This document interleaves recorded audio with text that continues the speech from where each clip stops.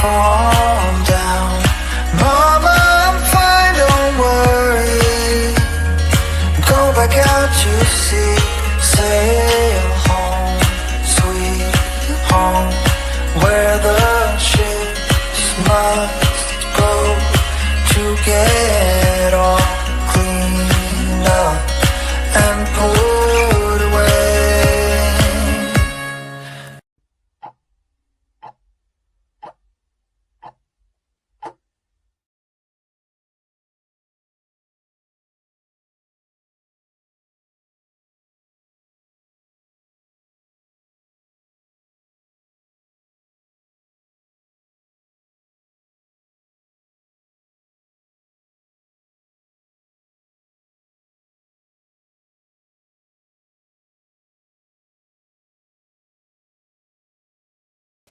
Hello, everybody. Welcome. Sorry, it looks like I just went live. There's some technical difficulties there, but hello, everybody. Happy Friday.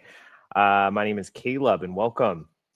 Today, we got Q&A. It's the last Friday of the month. So if you're familiar with Galt Advocacy and these weekly live streams, then you know that every last Friday of the month, we try and do a Q&A session for all of you. So we'll give it a few minutes, like always, for people to log on and chime in. Estella, hello. Thanks for being here. If you have a moment to tag somebody in the stream or share it to another special needs family or a support group, that goes a long way with getting these Q&A streams out. And this is kind of an anything goes, right? Whether it be IHSS, Regional Center, Medi-Cal, IEP discussions, right? Let's talk about all of it. I will do my best to answer your questions. And if Teresa, if you're watching, which I hope you are, behind the scenes, you could drop a comment of any upcoming events or news, things that maybe we could talk about and share. Forgive me, I didn't connect with you beforehand to ask about that.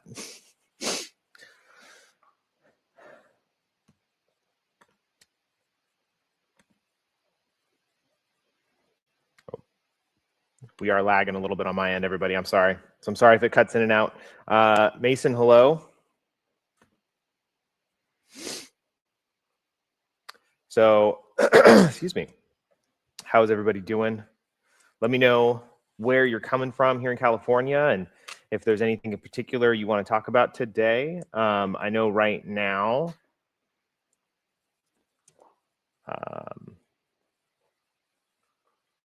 let me pull this up here. Looks like we have some people coming from YouTube and from Facebook. So awesome. It's cool to see some of the YouTube folks coming into these streams as well. As most of you who watch us every single week know that we started here on Facebook and the Facebook stream platform here. And so it's been cool to see it bridge over to YouTube and hopefully eventually, Instagram and other platforms as well. But we are talking all things special needs related today. So again, if you have any questions in regards to IHSS, protective supervision, regional center, or maybe you want to share something that's going on in your life, maybe you need some help with, or maybe you just want to share with everybody, you are more than welcome to. Marissa, last year during my phone annual renewal, my mom's IHSS agent, I'm assuming you mean social worker, seemed to get aggravated that I wanted to have Galt Advocacy represented on the phone. Any advice moving forward for her this coming October? Well, everybody has a right to have an advocate or representation. And so it's definitely not okay to be upset with a recipient or a provider who wants to have some support with them. That's not an uncommon thing, right? When you go to IEPs, a lot of times you have representation. When you go through regional centers, sometimes you'll have representation. Excuse me. And so sometimes these social workers with IHSS, they maybe don't quite understand the level of complex emotions that you may have to go through as a caregiver, right? And so they themselves a lot of the times want to be your advocate. And so it's about coming from the right place, I think. Some social workers who may have a really poor experience with advocates, in some ways, a lot of advocates can be really aggressive, right? There's been times where I'm working with a social worker who the advocate that they may have worked with was extremely aggressive. and stepped on their toes in some ways, which prevented them from doing their job correctly, right? And so there is some understanding on the social worker's perspective. But Marissa, I'm really sorry that you had to go through that. So to long wind of it, just to answer your question, it's good to set that expectation. It's good to coordinate with your advocate if you're working with us, to connect with the person that you're working with beforehand and say, hey, last year, the social worker gave us some grief about this. And then your advocate can give them a heads up and say, hey, I'm going to be present during this phone call, which is perfectly fine. My client has given me permission to do this. And so that's how you can get around that. It's never going to be perfect, unfortunately, but hopefully that helps.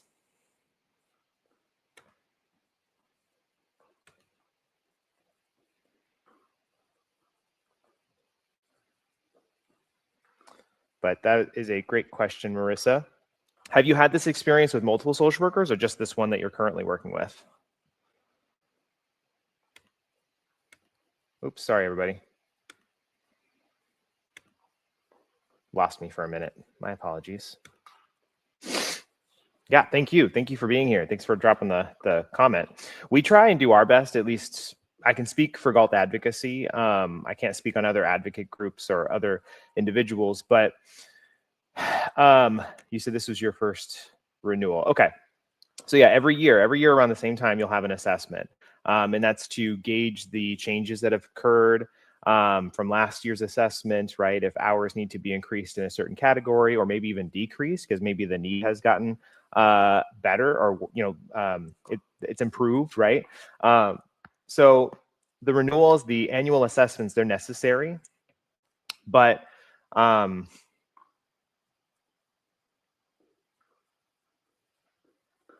sorry. But it is important, I think, to continue building that rapport with the social workers. And that's, again, that can fall in the job of your advocate that you're working with, right? And thank you for the likes, by the way. If you guys can like, love, share, that really helps push this information out to those who may need it. And if this is your first time, welcome. Like I said, we talk about all things special needs related.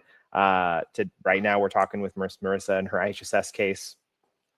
But yeah, so I like to give social workers the benefit of the doubt, right? I don't think most social workers get into the line of social work for the money per se, right? I think a lot of it has to come with their love for this space and their willingness to want to help, right? But at some point, there has to be some expectations here of right and wrong, right? And so to be mad at somebody about having representation, that's never going to be okay. Marissa, I just don't want her to get mad right off the bat and maybe have it weigh the case, right? Yes. So that's, yeah, it's a very good point. However, retaliation, although can happen, that is the benefit of having representation. So most counties, most social workers are very familiar with Galt Advocacy among other advocate groups. And they at this point know the drill. They know that if you're being represented, they can't use anything against you as like a retaliatory issue because they're mad about it. If they want to be salty, the fact that you have representation, they'll have to deal with that internally, because if that shows at the assessment and your advocate is present during this meeting, and if they're doing their job correctly, then their job is to kind of protect you from those challenges. And so most social workers kind of know the drill, that representation is here to help. Representation is also there to help the social worker. It's to help all parties involved, the caregiver, the client, the recipient, as well as the social worker. And so if the representation is done right, then everybody wins, right? There's some peace of mind for you as the caregiver. The client is being advocated for from kind of an outside perspective, an expert in the space of special needs or disabilities in that case, whatever it may be. And then the social worker, whose job is to allocate this benefit appropriately. And so, Galt Advocacy is very good at understanding the rules, the policies and procedures, the regulations that come with IHSS and things like protective supervision. And so sometimes social workers also need to be educated And that's just a part of the representation. So either way, Marissa, again, I really appreciate you sharing, and I'm sorry that you've had kind of like those feelings of, worry of the social worker being aggressive or rude or hostile in any way, because that's never going to be okay. But that's why, to maybe help prevent that, I always, as an advocate over the years, what I always like to do is connect with the social worker before, if it's possible, and just announce that I'll be there. Get that out of the way. They can be mad at me, right? They can be mad at the advocate, but we wouldn't want them being mad at you, because that's not your problem that they're upset. That's their problem, right? Thank you, Estella. I agree. Great questions here. Always great questions.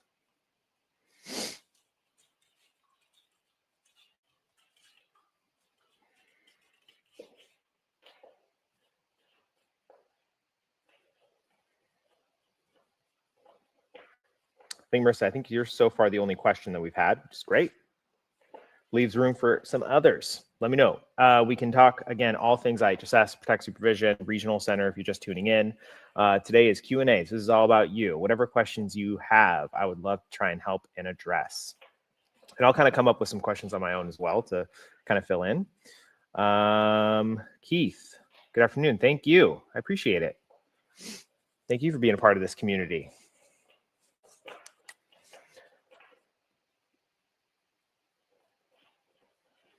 Let me know if anybody has any upcoming assessments like Marissa. We can talk a little bit about it.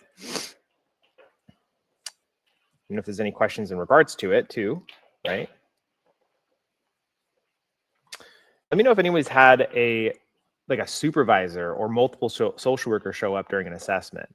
That's something that we do see from time to time, right? Especially when there's maybe been some challenges. So like with Miss Marissa here, you mentioned the social worker being a bit aggressive. There have been times where maybe we've had to take things in our own hands a little bit, where if there's friction with the social worker, then they may not be able to do the job well, right? And you need to have a good relationship with your social worker. You don't have to be best friends, right? But it's helpful. It's very, very helpful when the social worker is really understanding and recognizes the needs of your patient that you care for, or your loved one, your parent, or your child who has special needs. And so when we're all on the same page, it makes for a really awesome dynamic. And that's the goal. Ultimately, that is the goal. It's not to fight the social workers or constantly tell them that they're wrong, or that, or call them out on a lie, right? I mean, again, it's a part of the job to hold them accountable, to make sure that these things go smoothly. But the ultimate goal is to work with them to make their job easier, so that we all can be advocates for this patient, for this recipient. So the floor is yours, everybody. Let me know if you have any more questions.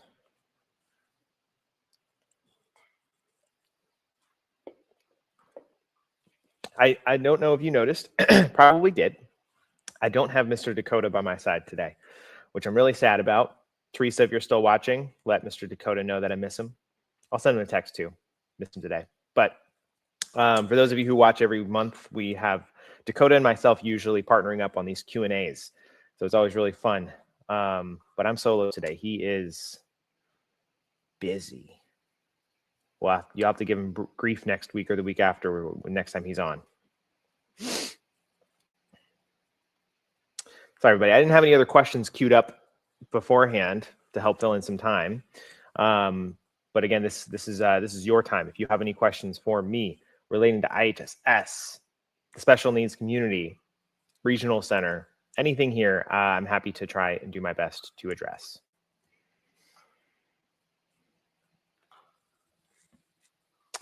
But on the topic of social workers and reassessments, I feel like a lot of people get worried and scared regarding their time with a social worker. I will say that right now is a pretty sensitive time.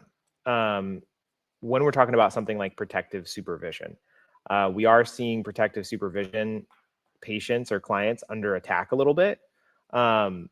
We've never seen IHSS remove or deny protective supervision as much as they are right now. And so if that is a challenge you're experiencing, excuse me, please feel free to share here in the comments. Back to Marissa. Your mom has protect supervision because she has Alzheimer's and wanders. If I bring up all the things that she did last year because they are still the same, is that sufficient? I have some dates and times logged. More than that, I don't know if this year they're going to be renewing over the phone or in person. It's very hard because my mom doesn't remember everything. It basically calls me a liar. So Marissa, sometimes these assessments can be done over the phone. Most of the time, like 90% of the time, they're going to be done in person. So if your social worker hasn't made that clear, you might want to clarify that with them when the time comes. I think you said that the assessment is going to be happening in October. Is that what you said? I forget. But yeah, it could be over the phone. That does not happen very often. I would expect it to be in person.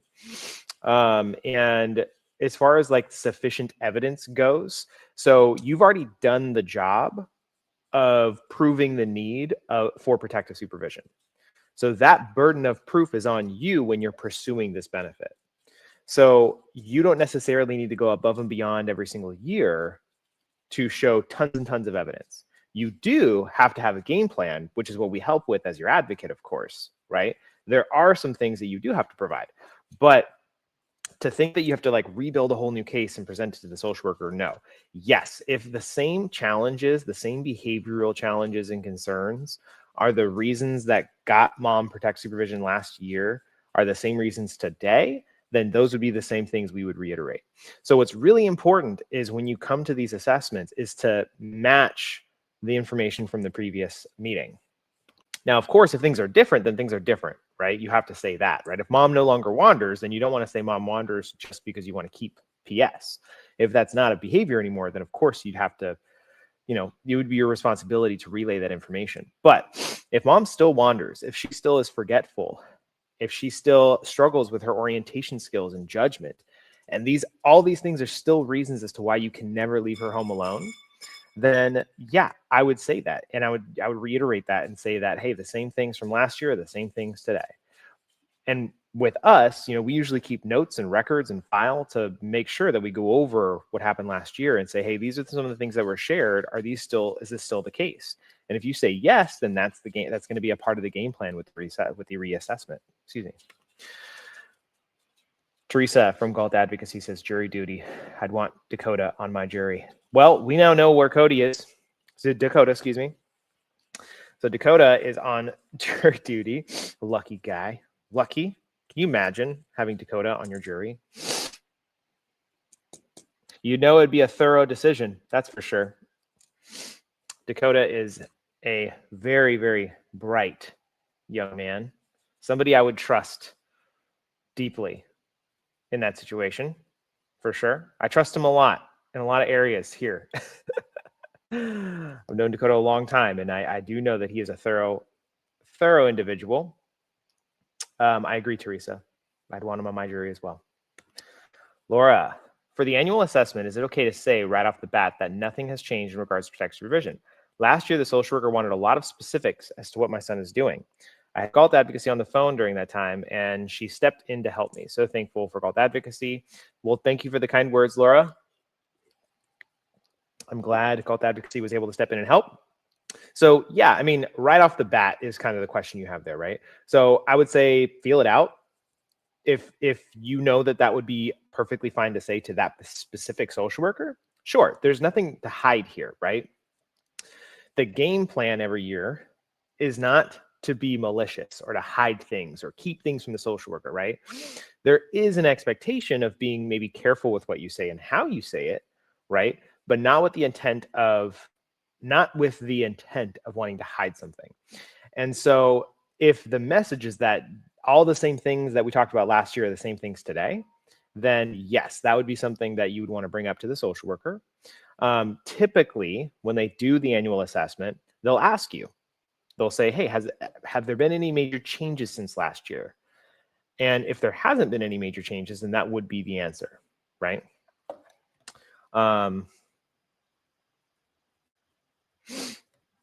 Sorry, phone's blown up. So would I say it like right off the bat? Not necessarily. I would let the social worker sort of dictate the start of the assessment, right? maybe you can help bridge that by starting a question or starting the questions and say, like, hey, so what would you like to go over first?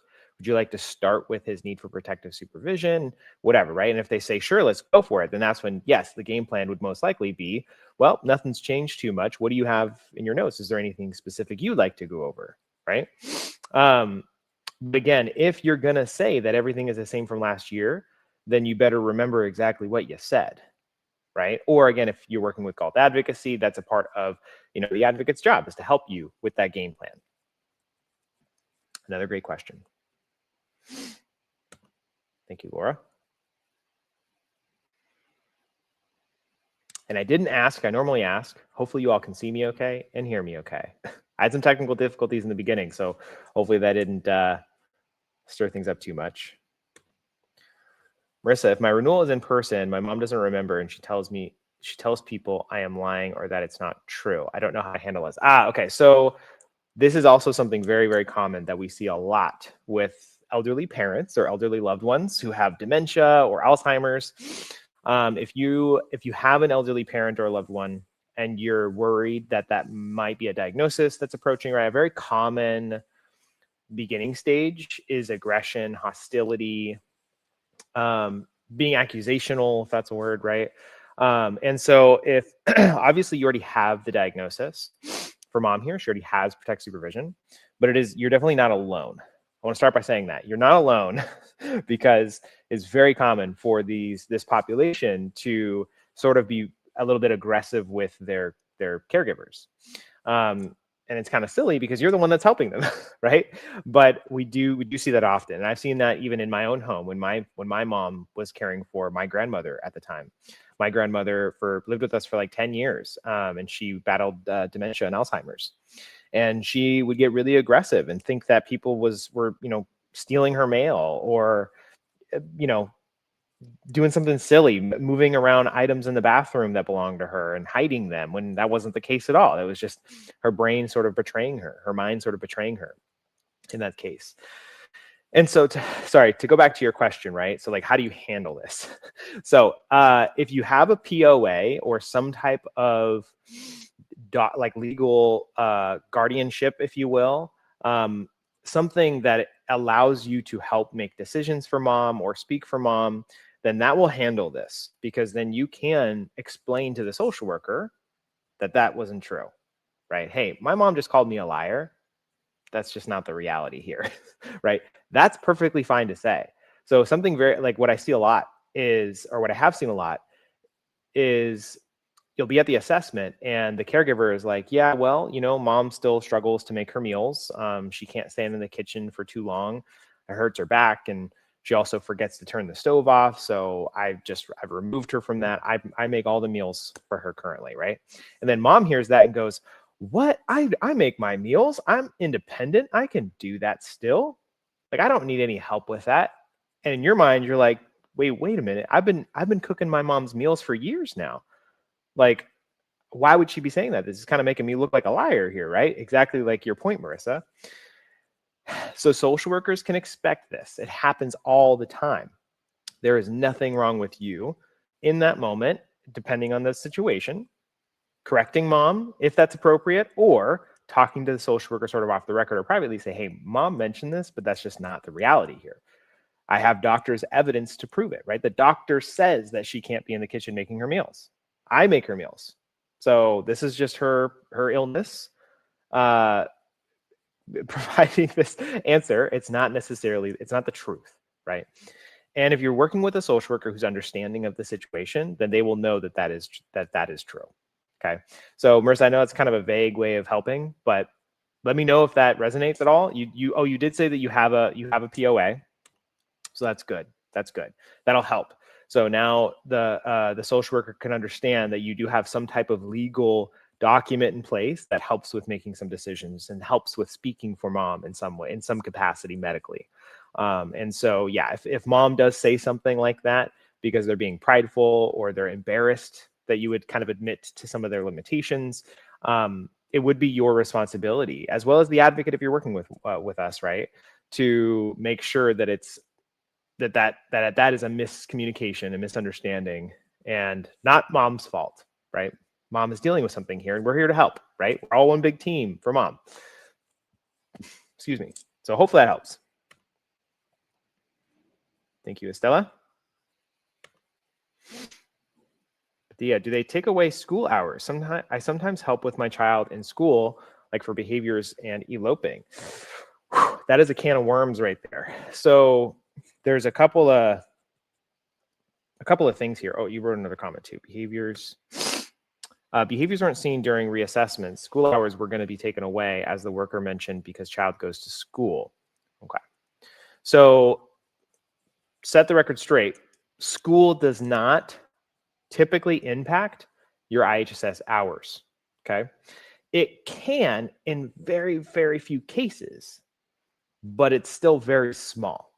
So in some cases, and not some, it does happen, if your child or your child in this case, because they're school, if they have time in like bowel and bladder care, maybe there's 5 hours a week for bowel and bladder care.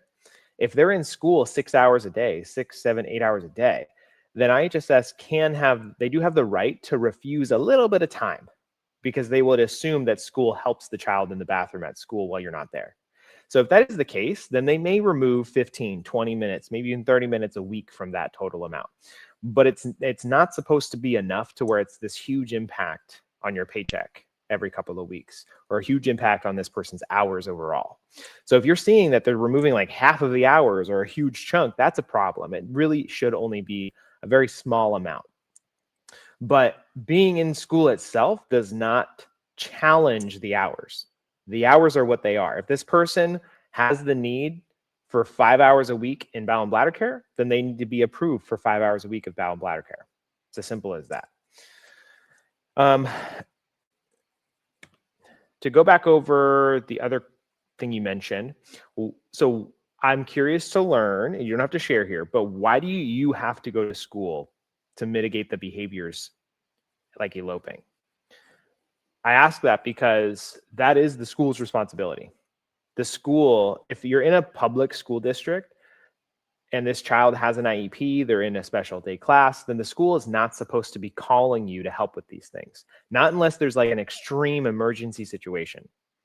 So if they're calling you often and saying, hey, your son is eloping again, he's trying to get out, can you come over and help us just keep him in place here? It would be a big help. That's a no-no. Maybe every once in a while, right? That maybe you want to help because it's something you want to do that day. But to rely on you to help them do their job, that's not how it's supposed to go. And so I would highly recommend, if that is what you're experiencing with your school for this child, I would highly recommend you talk to one of our IEP education advocates here. They'll be able to kind of open your eyes to what the school should be doing, because we do see it far too often where the school will call you or call mom and dad on a weekly basis. Some people, it's even daily, where they're going to the school and helping out in some way.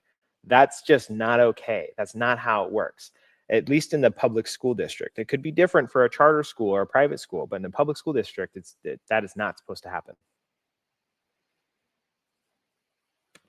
Laura, is it okay during the assessment to tell the social worker that we have guardianship over our son and not have him present for most of the assessment? He gets very sad and sometimes upset when we talk about what he does wrong. It's not something as a parent we like to have them hear. That is a great question. So technically, no. He or she does not need to be present during the entirety of the assessment. The rules say that the social worker has to evaluate this person, they have to meet with this person, and then they have to complete their assessment. The completion of the assessment doesn't have to include that person. If they have an authorized representative, such as yourself, Laura, such as your advocate, if you have an advocate with you, then they can finish the assessment without the recipient physically in the room. I wouldn't recommend having him leave the house, like going to another appointment with somebody else or whatever. I would want him probably in the house. But no, if you feel that it is not a safe space for him emotionally or mentally, and he needs to kind of de-escalate or stay regulated in another room where he's not hearing the conversation, there's nothing wrong with saying that to the social worker. Now, I imagine you ask because maybe you've had a bad experience with that. I have seen social workers have issues with that because they want the child in front of them. They want to observe them for a whole hour or hour and a half whenever they're there, right? But the short answer is that does not have to go that way. And if they're upset about that, thankfully that doesn't happen often with an advocate. If an advocate is present, the social workers know that they can't cry about something like that. If the child needs space to be away from this conversation, they can have that space. So it's not a super formal process like some social workers want to make it. And so I'm sorry if you have experienced that. I hope you haven't, but definitely let us know. Patricia, I just got on, not sure if this is your topic. About 3 weeks ago, I received a call for my daughter's assessment. It was on April 9th. I told the worker, oh no, we are out of town that day. If I can change the date. And she stated, I'm sorry, but we're not allowing changes in appointments. I didn't want to argue with her because I know that this is a new social worker, and with everything kind of going on, my daughter is 3 years old. I told her my daughter will not be up at, sorry, I cannot see the rest of the comment, Patricia, but I'll address what I do see here.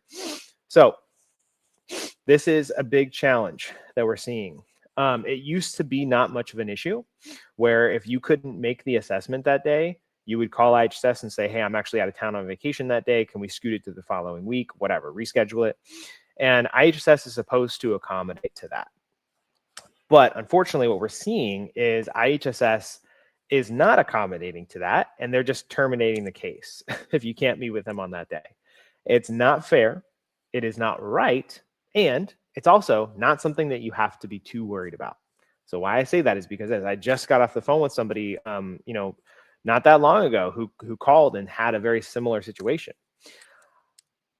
If a social worker threatens to deny or remove the benefit because you need to reschedule, your hands are kind of tied. I would recommend dropping whatever plans you have and just tackling the assessment.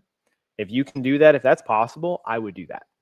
But if it's not possible, sometimes it can't be, then you would have to kind of manage the next step. So what is the next step? Well, if the social worker says, well, fine, I'm terminating the benefit, you will receive a notice in the mail. That notice is going to tell you a month later that your benefit is going to be terminated. Sorry, I froze there for a second. Hopefully I'm good now.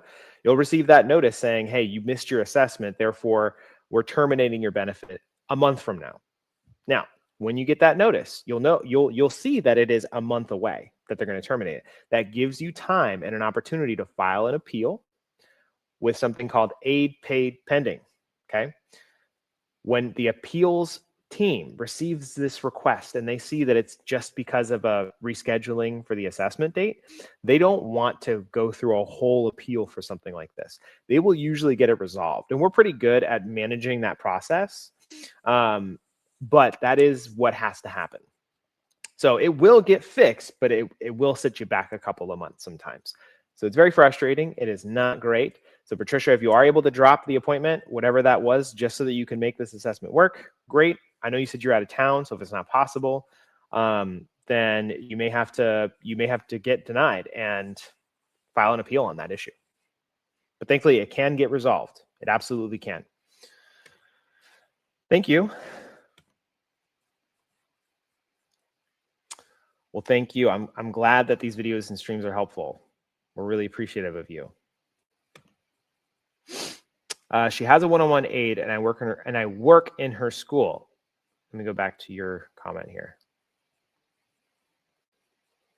Okay, so Padilla, you were mentioning that you go to the school for the behaviors. Okay, so you actually work with the school? Like, are you contracted as like staff at the school? Because if that's the case, then you are a part of the staff, right? You're a part of that child's support system at school.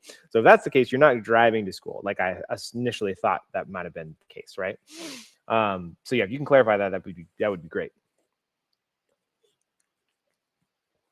Are they like pulling you away from other classes? Like, are you an aide for another class, or are you an aide in his class? Laura, we will have Galt Advocacy on the phone with us. Good. And your advocate will take care of you. They'll help you design a little bit of a game plan and kind of help prepare for those conversations. But yeah, if you can clarify, when you say that you work at her school, are you on staff or are you volunteering? That would be a good thing to clarify. be helpful, rather.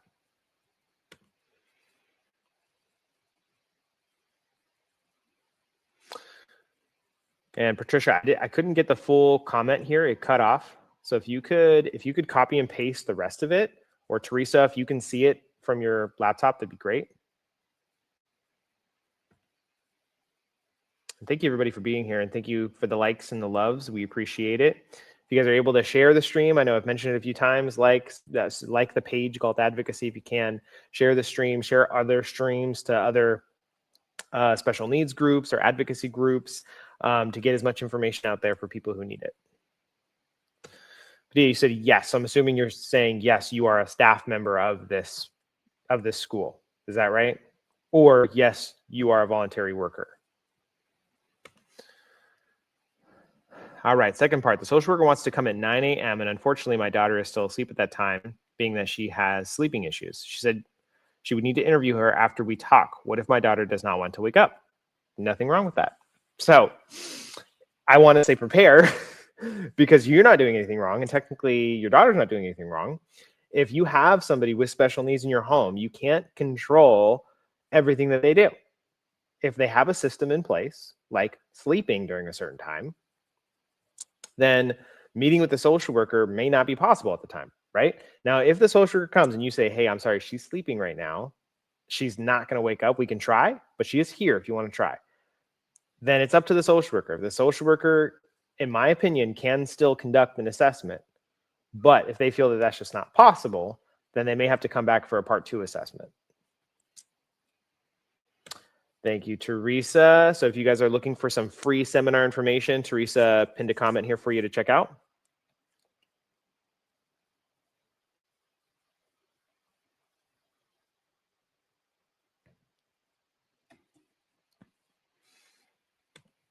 Yeah, staff, sorry, I'm currently an 8, sometimes being pulled out of class. Okay, so again, that's just the same as if you're at home and they ask you to come to school, right? If they're taking away from your other job at school to help with your child, that, I mean, unless it's in the IEP that's how it's supposed to be, I would have a problem with that personally, because that's not how it's supposed to work, right? So if you need help with that video, please let us know. Our education team absolutely can help you with this. Oh, thank you. We plan to call. Okay, great. Yes, please call Galt Advocacy. And yes, I did change our plans. Thank you for the information. Of course. Okay, well, I'm really sorry you had to change your plans. Let's pull that comment up here. That is really frustrating. I know it's what I just recommended and suggested.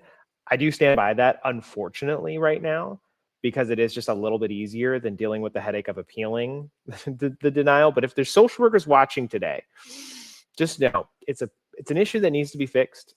I know you probably don't have any control over it, but we do know a little bit about where it's coming from right now. The state of California has come down and shared with the counties some very specific things about fees. So if the county if the county is late on conducting an annual assessment, they get fined like $3,000 a month or a week or something like that.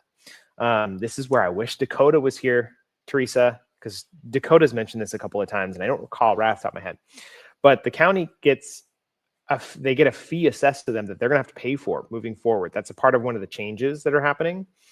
And so if they are responsible for that fee for being late on the annual assessment, it's to encourage them to not be late.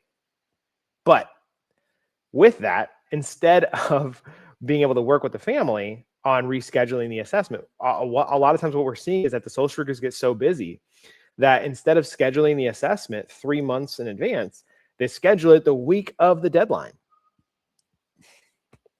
And so when you reach out, you're like, hey, so I can't do that day. Can we push it out the following week or maybe next month? And the social worker is like, no, I only have a week to do your assessment, or else. Again, that's not your problem. That's the social worker's problem. It's their deadline. It's the county's deadline. And unfortunately, it's just bleeding into the patient space here, right? And it's frustrating. It's really, really frustrating. So I'm sorry. I'm really sorry, Patricia, that you had to change your plans. Hopefully it wasn't anything too crazy. Hopefully this assessment goes well for you. And hopefully the plans get back on the schedule, whatever those plans might have been. I did not know that about the fine and just didn't want to tell the social worker, that because I didn't want to rock the boat. Yeah, it is kind of a pick your battles type of situation.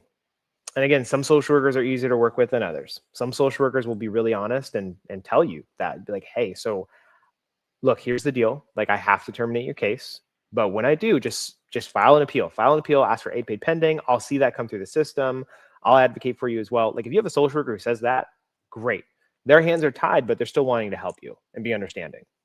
But if that social worker is just flat out using it as a threat and forcing you to cancel your plans, I don't like that. But there's not too much you can do, unfortunately. Not right now, at least. Hopefully in the future that'll change.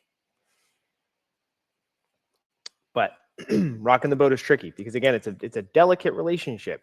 You, your child or your loved one with special needs, and the social worker. It's hard because they are kind of like the financial future in their own hands, right? Your financial future is sort of like in their hands, right? If you're relying on this IHSS paycheck because your full-time job is this loved one of yours that you're caring for, then not only does this paycheck, of course, help you as the caregiver because it's your job, but it helps them. It helps them get the care that they need. And so when that's in jeopardy because of a scheduling issue, I lose a little bit of hope.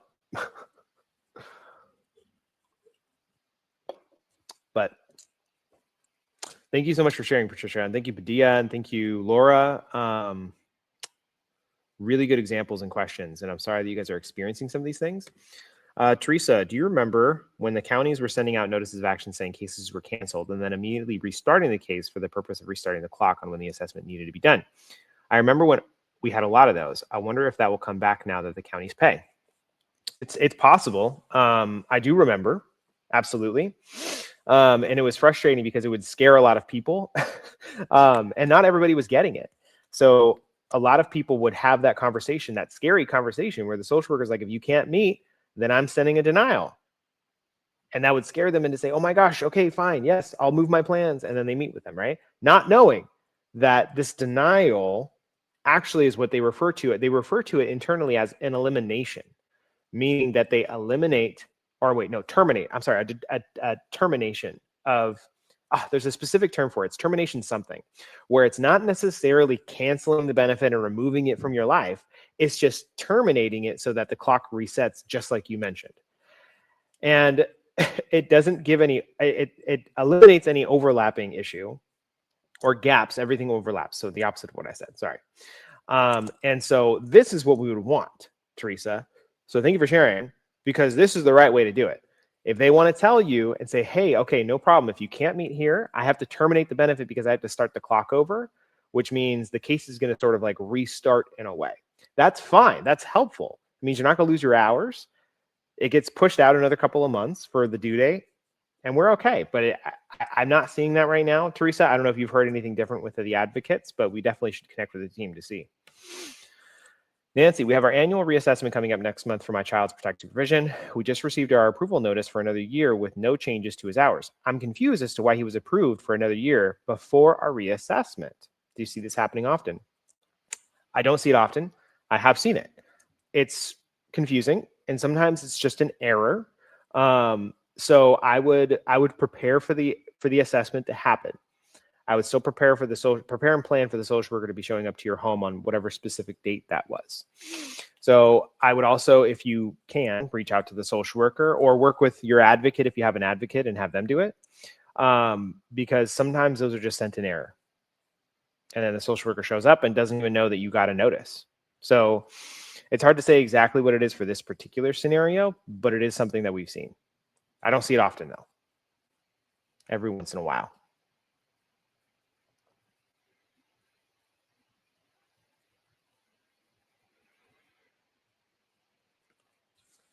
But hang on to this notice. That's one thing I would do. Because sometimes we'll see that, and then you'll get another notice a month later saying that you missed your assessment, and they want to deny it. And then you're like, well, wait a minute, hold on. I got this notice saying that we were approved for another year, but we had never met with them. And then a month later, we got a notice that we missed our assessment, and they got to remove it. What happened? And that's just clerical errors. errors, mishaps, it just happens. And so it does happen a little more often than it should. It doesn't happen often, but more than once is still too many times. Ooh, Padilla, is there an email for the education team? So what I would recommend is emailing info@Galt Advocacy. So if you email info@Galt Advocacy, they'll be able to send that information to the education team for you. And then the education team would reach out to you. But I don't think they have a direct email that you can send them to.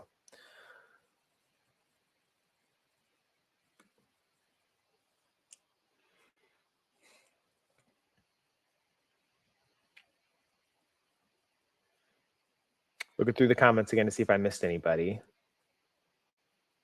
think we've been on track so far. Teresa, if you're not in the middle of anything, can you tell us and share a little bit more about the free seminar coming up? I'll continue to look through the comments here, see if I see anything. But if you haven't attended a free seminar, you should.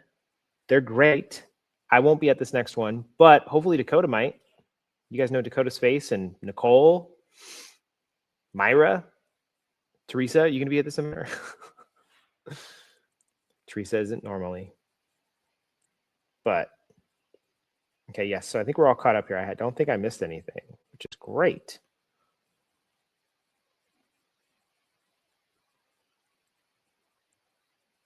And again, in case anybody forgot, Dakota couldn't show up today because he chose jury duty over us.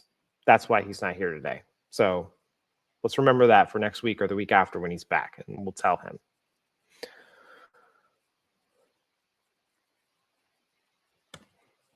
Free seminar, April 25th in Orange and April 26th in Glendale. All right, everybody, if you are in SoCal, if you are in a drivable distance to Orange County or to Glendale, which is Glendale, Orange County? No, Glendale's LA County, I think, right?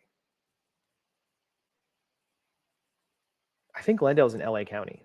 Either way, Orange County or Glendale, California, if you are near any of those areas. Oh, I'm sorry, Orange, the city of Orange. I forgot there's a city of Orange. So the city of Orange and the city of Glendale. So the 25th will be Orange, 26th will be Glendale. If you can attend either of those meetings, Teresa, you said, yes, it's North LA. That's right.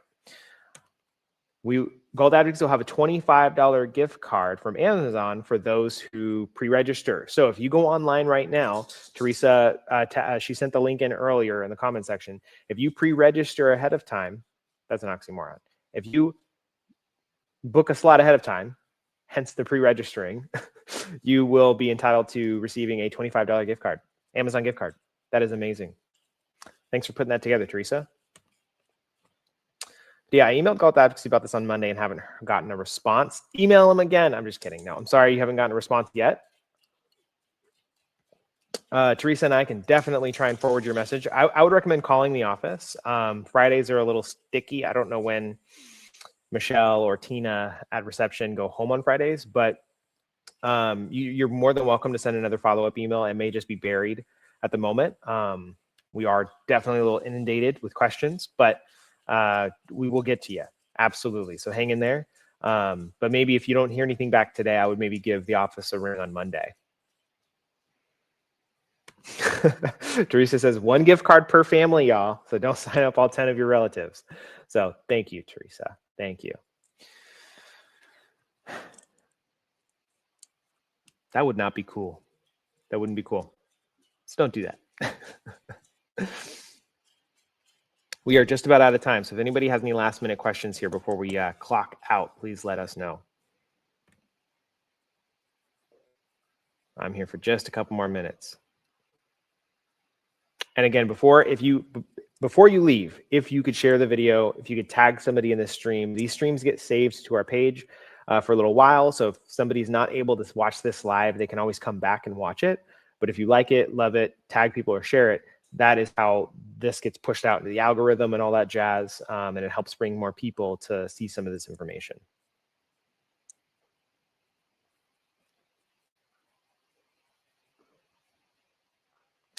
And if you speak Spanish and you want to do a Q&A in Spanish, Nicole, I think, Teresa, if you can confirm, Nicole or oh my gosh, I was about to say Maria.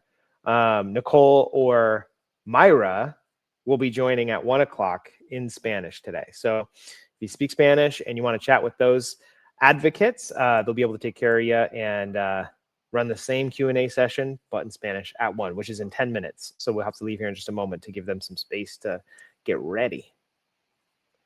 But so far, no other questions. So I will probably just let everybody go. Thanks, everybody, for being here like you are every single week.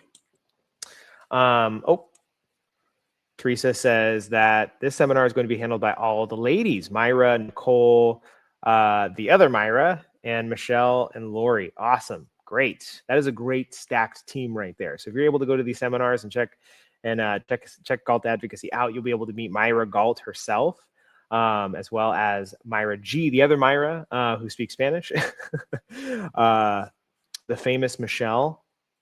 We all know Michelle at the front desk. Michelle's awesome. And Nicole, who you see weekly on Facebook as well. And Lori. Glad Lori gets to be there. You confirmed, yes, Nicole at 1. Perfect. So if you speak Spanish, check out Nicole at 1 o'clock here on Facebook and YouTube, okay?